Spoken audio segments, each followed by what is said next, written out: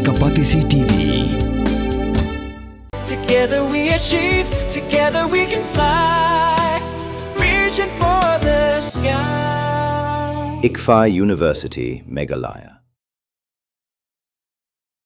Kum kaji kuntama persya udrok sakari India. Ka Ministry of Home Affairs ka Sarkar India telah pentim bahkan penkha syu nagi khatlai teli syakalai phau teli ki zonal office ke NCB. Patban buru sasan teli ki zonal office.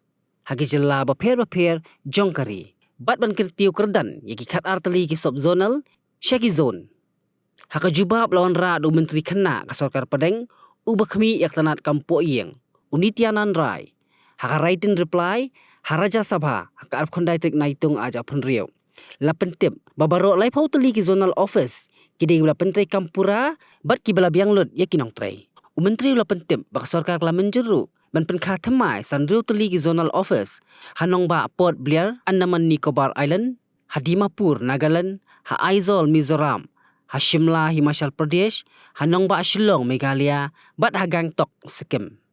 Ha kabai dei bakanie kanyau tribute council kelap yang sengobha ya ka jing penbana jong Sarkar India banbu ya ka zonal office jong ka NCB hanong ba Shillong bantem ya ka jing jele jong udrox pat kinong di drugs ling ba ka khubor la pelai pajba ya ka PIB la pentem ba ka Sarkar la pentrekam ya ka National Integrated Database on Arrested Narco Offenders belasna da ka NCB ringkat ka jing trailang ba ka Interoperable Criminal Justice System ban lumlut igi jing tip shimet jong kinong khai drugs kibala syakyam hapo ki kendon jong ke NDPS Act.